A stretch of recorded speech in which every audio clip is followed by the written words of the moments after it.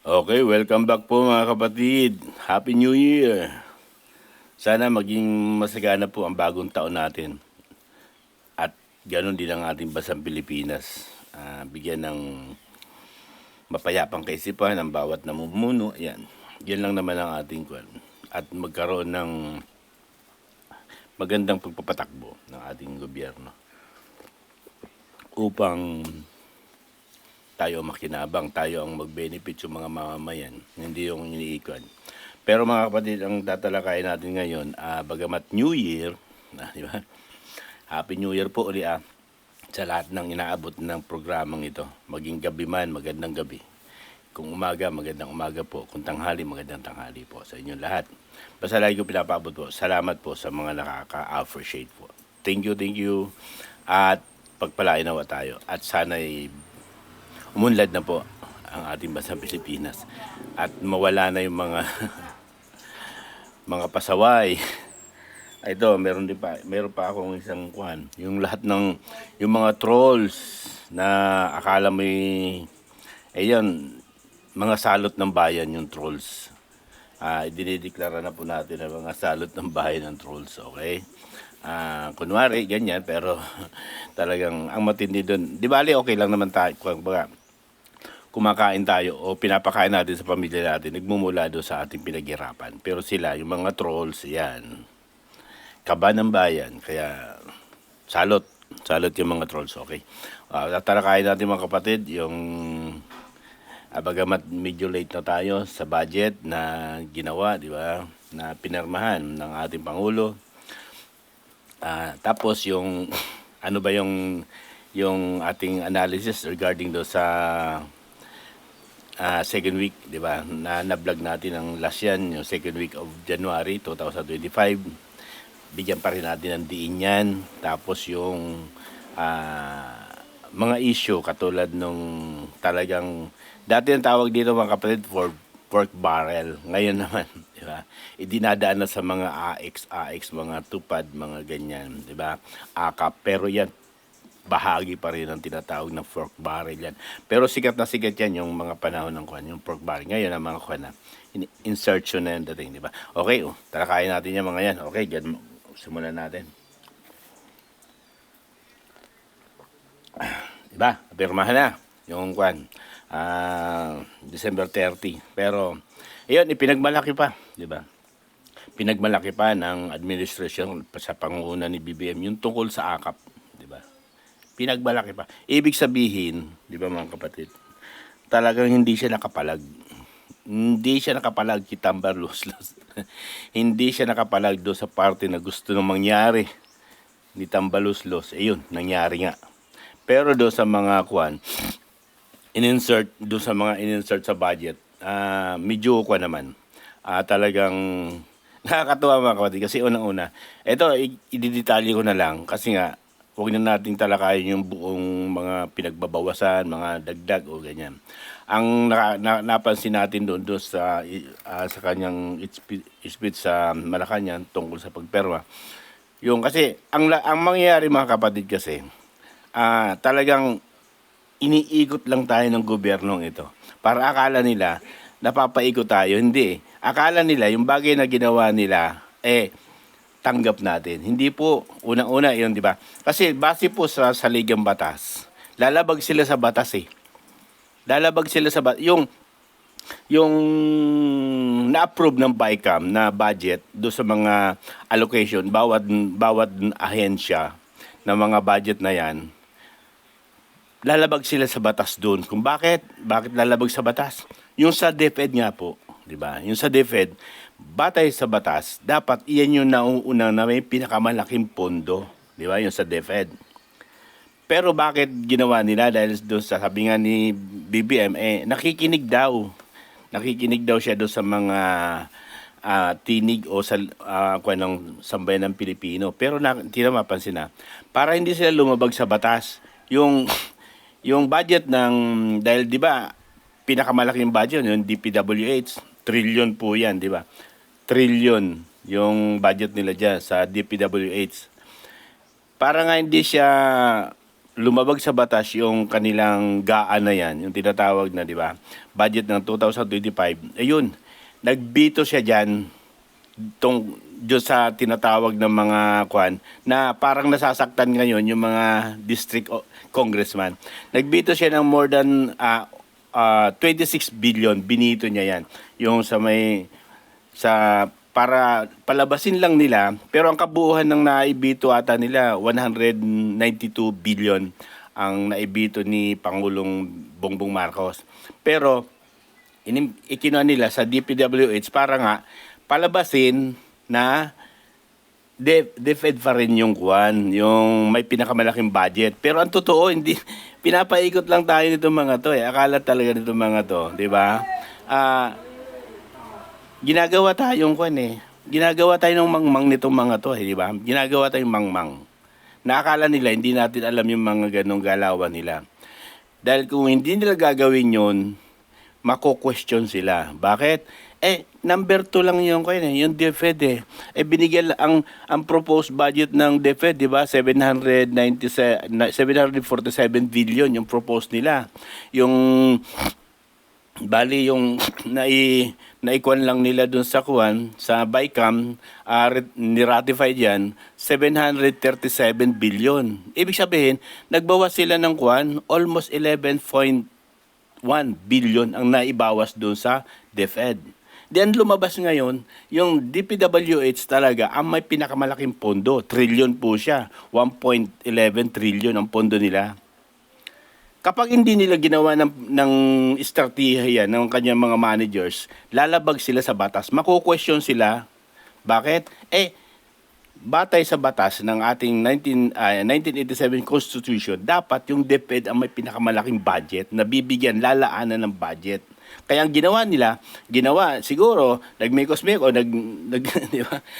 Estratehiya, ayan, nagbito sila doon sa bawat ng 26 billion, ibinito nila yan, para kunwari palabasin na pinakamataas pa rin. May pinakamataas pa rin yung DepEd. Pero, ikot lang po yun. Pinapaikot lang nila yon. Ginagawa lang talaga nila tayong mga mangmang di ba? Ang akala nila hindi natin alam yung mga ganung bagay. Mabigat 'yan, di ba? Kaya maraming pumalag. Unang-una, ang papalag diyan yung kanyang mga congressman. Bakit? Doon magkakaroon kasi sabi nga nila, kapag ganyan, kaya kita mo nang pumirma si BBM ng budget, di ba? Nandoon nakatingin si Tamba. Parang malungkot. Bagamat na-maintain yung akap niya, dahil ko yan yung akap, di ba, may 29 billion siya nakalaan dyan, tapos 5 billion sa Senate, di ba? Bagamat na-maintain yung kanyang propose sa akap para doon sa mga sinasabing kapos sa pangangailangan, pero doon sa binito ng BBM, sa DPWH, doon maaapektuhan yung mga congressman. Sabi nga nung base doon sa may mga naglabasa ng mga opinion at mga sa balita, parang may papalag sa mga congressman doon sa bagay na ginawa ni BBM na pagbito doon. Bakit? Maaapektuhan daw ang kanilang eleksyon. Tingnan mo mga kapatid kung gaano kalulupit itong mga to, di ba? Iniisip nila yung darating na eleksyon kasi nga dahil sa binito nga yung budget tungkol doon sa bagay na yun na maaapektuhan sila, pumapalag. Di ba? Iyan yung masasabi natin. Sabi nga nila, yung kwan yan pork barrel yan na in-insert doon sa kwan na yon, sa part na yon na kaya lumubo yung budget, di ba? Kaya yun nga mga kapatid, para lang hindi sila masabihan at hindi sila ma-question sa Supreme Court na labag sa batas yung pinirmahan na GAA ng administrasyon na to, nagbito sila doon sa enterprise ata. Doon sila nagbito ng 26 billion, binito nila yan. Kaya yung mga congressman na akala mo nagiging bumalik ko na, di ba? Katulad ni Franz Castro, di ba? Nagrarally na doon na talagang hindi na makatarungan. Bakit? Di ba?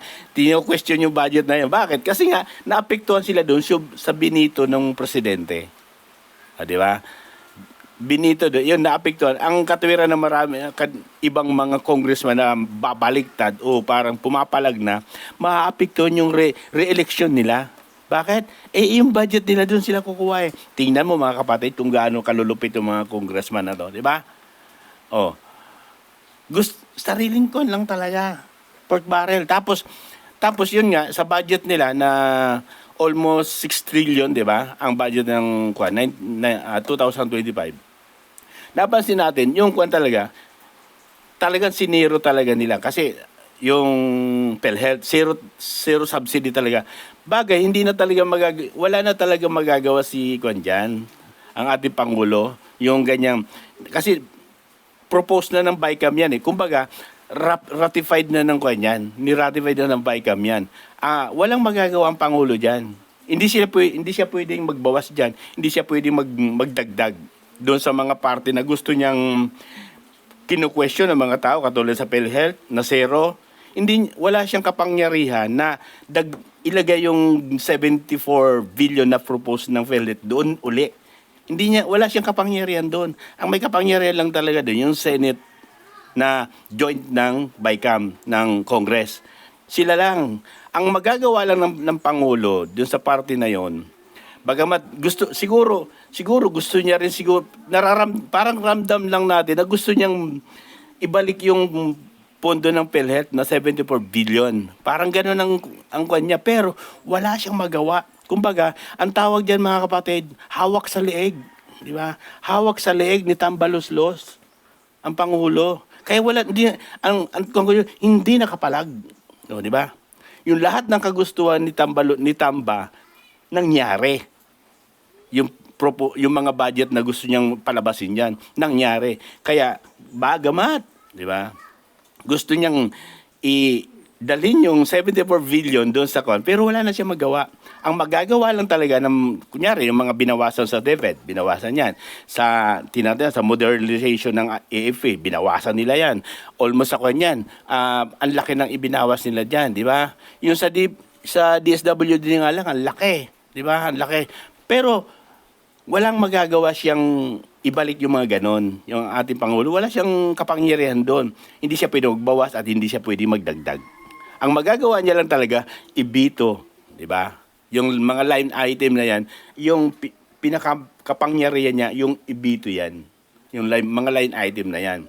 Kaya, bagamat parang napapansin natin, parang gusto, kasi makikita mo naman sa aura ng mukha eh. Parang gusto niyang, yung sa PhilHealth, parang gusto niyang, pero hindi na eh. Wala na siyang magagawa. Talagang, yun na yun. Di ba? Kasi wala siyang kapangyarihan doon. Ang magagawa niya lang, ibito yung mga line item na yun. Kaso wala na. Tuloy na, pinirmahan na nga. Kaso, naging negatibo sa mga sambayan ng Pilipino. Bakit? Zero subsidy nga ang PhilHealth. Di ba? Malaking question yun. Di ba? Tapos yung sa DepEd, para lang lumabas na sila ang number one, ayun, nagbito sila ng 26 billion doon. Almost 192 billion yung naibito ng Pangulo na yan. Tapos, yun nga, ang kapansin-pansin dito mga kapatid, yung tinatawag na pork barrel noong panahon ng mga Belmonte. Kasi si Sunny Belmonte, naging kwan yan eh. Naging speaker yan. Si Cayetano, di ba? Si Velasco, mga kwan yan. Yung mga panahon na yung kwan na yan, ang kadalasan tawag dyan, pork barrel. Di ba? Pero ngayon, hindi na, di ba? For insert na lang yan. Kumbaga, yan yung tinatawag na kwan, yung parang idinadaan na doon. Wala na nga daw pork barrel, pero idinadaan lang sa mga akap, tulo, ayun, yung mga ganyan, yung mga AX na yan, yun na yung pork barrel. Yan yung mga kwan. Napansin yung mga kapatid, doon sa budget na nilabas nila, doon sa kwan. Nagkukuhan kasi itong Congress eh, para bang, napag-usapan nila sa deliberation, parang gano'n. Debatihan kasi yan sa deliberasyon. Debatihan sila tungkol sa budget nila. Parang pinalalabas na ito, ang i-propose lang natin 16.3 billion. I-propose talaga ng Congress 16.3 billion doon sa GAA na pinirmahan ng Pangulo. Iyan yung propose nila. Pero napansin natin mga kapatid, parang kwan lang yun. Parang ganito mga kapatid, segue tayo ng kaunti. Parang sige, ito muna i-propose natin na maliit, ganun eh. Para makita ng sambayan ng Pilipino na ito lang talaga ang gusto namin 16.3 billion, di ba?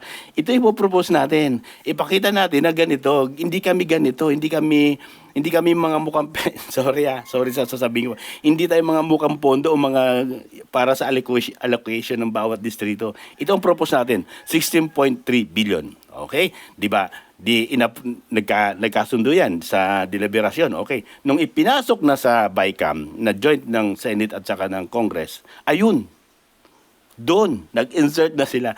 Ibig sabihin, pakitang tao lang talaga yung 16.3 billion na propose nila. Pero pagdating sa BICAM, siniingit na nila yung budget na gusto nila. Magkano ang siningit nila?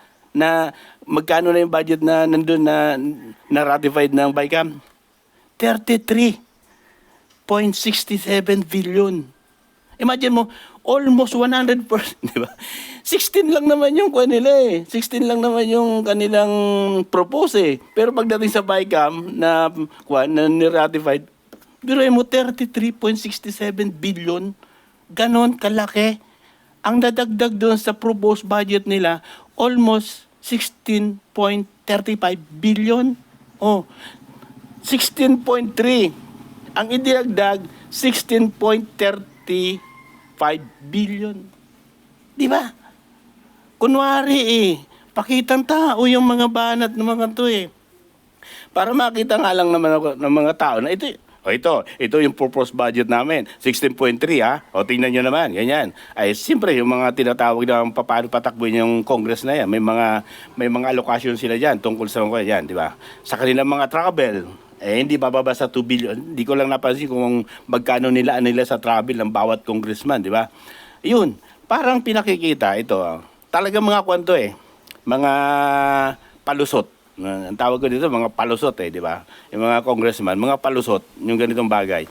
Kunwari, magpo-propose ng mababa.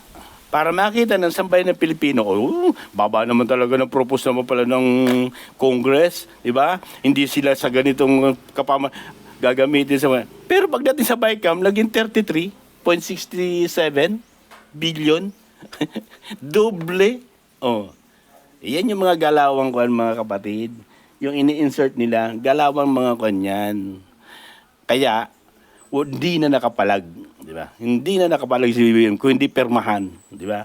Ang inihintay ko dito mga kapatid yung inihintay ko talaga doon, kasi nanood ako ng speech niya Yung inihintay ko, doon sa pagperma niya ng gaan na yan, yung inihintay ko talaga, inaabang-abangan ko, yung ibito niya, yung akap na budget, yun ang inihintay ko talaga. Yun talaga sa lahat ng hinihintay ko yung sabi ko kasi wala naman talaga dito sa akap na to bangamat hindi tayo against sa mga ayuda hindi po ako against sa ayuda kasi marami natutulungan din po yan yung ayuda yan yung sa may AEK sa tupad di ba yung ayuda na yan yung marami rin naman talaga natutulungan pero tinuturuan natin maging tamad kaya hindi po ako against sa ayuda ang tinututulan na ito yung pamamaraan. Diba? Yung pamamaraan. Kasi nga, saan ka pumunta kayo sa mga district na mga pag namimigay ng akap, ng mga nimigay. Hindi yan ibibigay doon sa mga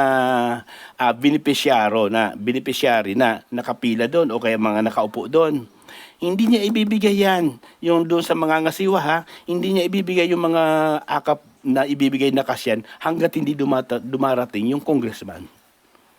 Di ba? Ibig sabihin, nagagamit ng mga congressman yung ganitong pondo na samantalang hindi naman po sila DSWD. Nagagamit nila. Ang purpose nila para sa darating na election, di ba? O kung talagang totoo at maganda ang layunin, malinis ang layunin, umalis ka dyan. O di kaya, itsapuera ka dyan sa mga tinatawag na release ng mga akap na yan. Ipangasiwa mo sa isang parte na sa DSWD na hindi ka pupunta. Kasi nga, kaya ka namimigay kasi nga para pang grandstanding mo yun para magamit mo, di ba? Mauto mo yung mga tao. Yun yung tinututulan natin mga kapatid. Hindi tayo tutol doon sa ayuda. Dahil marami natutulungan yan. Hindi po tayo tutol dyan. Di ba? Kasi nga nagagamit rin. Pero ang tinututulan at yung kinu-question natin dito, yung pamamaraan. Bakit? Hindi yan magbibigay yung nangangasiwa niya hanggat hindi dumarating yung congressman. Di ba? Anong ibig sabihin nun? O di ginagamit niya, nagiging politize, napupolitika yung budget na doon sa AKAP. Di ba? Hindi patas. Paano yung mga magiging kalaban nila? Tungkol dyan sa siyempre, hindi naman po pwedeng walang kalaban sa Congress yan o yung tumatakbong iba. Paano? Nadudurog, kumbaga, ay doon tayo kasi marami binibigay. Ibig sabihin, mga kapatid, nagagamit yung AKAP sa pangangampanya. Napansin nyo naman, di ba? Ito, meron na ako napanood na nakakatuwa, di ba? Nakakatuwa yung napanood. Segue lang na mga kapatid, medyo magkaroon lang tayo ng segue konti. May napanood akong kwan. Ano daw yung tunog ng kwan? Ano daw yung tunog ng manok, di ba? Pagtala, ganon, di ba? Ganon ang tunog. Yung aso naman, di ba? Ganon daw yung mga tunog ng mga kwan. Pero, sa baka naman, di ba? Parang ganon. Pero meron na parang bagong tunog ngayon, yung crocodile o yung buhaya, meron na daw talaga bagong tunog. Yung, di ba? Makabagong tunog yung sa buhaya, yung sa crocodile, yung hey, hey, hey, hey. Hey, hey, hey, hey. Yun yung bagong tunog. Yun yung tunog ng buhaya. Alam niyo na kung sino yun, di ba? Ganun lang. Nag-segue lang tayo para maging masaya lang tayo. Pero ang nakakalungkot nga doon, mga kapatid, di ba? Kung sino pa yung mga dapat bigyan ng tamang pondo dahil yun yung direkta sa mga tao na nakikinabang o beneficiary ng mga tao. Kung sino pa yung mga ahensya na dapat bigyan ng pondo, yung pa ang mga pinagbabawasan. Katulad ng DSWD, DepEd, di ba? Yan, di ba? Tapos yung itong DOH. Iyan yung mga mahalagang sangay na direktamente napupuntahan nila yung mga tao. Sa DOH, di ba? Kailangan nila yan. Bakit? Siyempre, sa kalusugan ng ating sambayan ng Pilipino. Alam niyo po ba kung pang ilan yung DOH lang? Pang-anim yan. Pinakamabkuhan yan. Ang propose nila, 254 billion ang propose nila. Ang ibinigay, di ba? Ang ibinigay ay nadagdagan naman, di ba? Sa, ano ba to? Nadagdagan ng konti, di ba? Ang propose nila ay 217 naging 100 nabawasan po pala. 217 billion, ang ibinigay lang 122 billion. Nabawasan sila ng 95.23 billion. Yung sa DOH po, nabawasan din pala sila. Yun yung mahalaga dun, di ba? Yung mga ahensya na yan, DOH, DSWD, PhilHealth, di ba? Yan, tapos yung yung DepEd. Yan mahalagang bagay. Pero hindi nila nabigyan ng magandang pondo yan. Ayan. Para lang hindi lumabag, nagbawas dun sa DPWH. Ang kaso, ang maapektan yung mga congressman ata, kaya pumapalag. Parang may babaklas ata. Parang gano'n. Yan yung mga napanood natin na gano'n. Kaya, siya. Tapos, yung may magandang budget din, yung Office of the President. O, di ba? 10.45 billion ang propose niya. Ibinigay ng BICAM, 15.35 billion. O, di ba? Nadagdagan sila ng halos 54 billion ang nadagdag sa Office of the President, di ba? Ang malungkot pa dito, mga kapatid, yung calamity. Mahalaga din yan. Kasi pag may mga dumadating ng mga kalamidad, yung mga bagyo, alam niyo naman ang Pilipinas, laging maraming bumibisita ng mga bagyo sa atin. Pero alam niyo po yung calamity, kung magkano lang ibinigay. Ang propose nila ng calamity ay 31 billion. Ang ibinigay lang, alam mo mga kapatid, kung magkano? 21 billion. O ganon. Kung sino yung mga mahalagang parte na pangangailangan ng sambayan ng Pilipino, yun yung mga pinagkakaltasan, mga pinagtatanggalan ng mga budget. Pero yung AKAP, yun. Masayang-masaya sila. Akapin nyo yung mga bagay. Darating din yung kanyo. Tandaan nyo yan, mga kapatid. Yung nakakalungkot dito, yung PhilHealth, di ba? Talagang Zero talaga. Zero yung PhilHealth. Zero subsidy. Hanggang ngayon, wala talagang nilaan na budget. Ayun ang nakakalungkot. Sa kalusugan ng sambayan ng Pilipino, di ba? Para sa sambayan ng Pilipino na para mapaunlad ng maalagaan ang ating mga kalusugan. Wala. Paano? Ito ang tanong mga kapatid. Paano yung subsidy na yan na isinero nila sa PhilHealth? Kasi batay sa ating saligang batas, automatic papasok yan sa PhilHealth yung mga sin taxes, katulad ng tobacco, sigarilyo, mga wine, mga liquor na yan. Basta lahat ng bagay na yan, nakalagay yan doon sa ating batas na talaga yung subsidy, diretso sa PhilHealth, yung mga tax na ibinabayad ng mga sin taxes na yan. Dahil sa zero yung subsidy ng PhilHealth, ito ang tanong, saan mapupunta yun? Siniro nila yung subsidy. Paano yung mga tax ng mga sin taxes na yun? Ang tanong, saan mapupunta yun? Kasi siniro nila. Ibig sabihin, sa bulsa na naman. Di ba? Ito malupit. Sa bulsa na naman punta yun. Kasi siniro nila eh. Di ba? Ganon, mga kapatid. Ang tanong doon, di ba? Yung tax na dapat napupunta sa PhilHealth, yung mga sin taxes na yan nga, yung nabanggit ko kanina, sigarilyo, inuming alak, mga ganyan, mga liquor na yan, o di ba? Yung tobacco na yan, diretso dapat sa PhilHealth yan eh. Dahil siniro nila, saan mapupunta yon? Tanong lang po, di ba? Wala. Sa maliligayang araw na naman yung mapupunta yung budget na yon, di ba? Yung pera na yon. Ang matindi pa ito mga kapatid.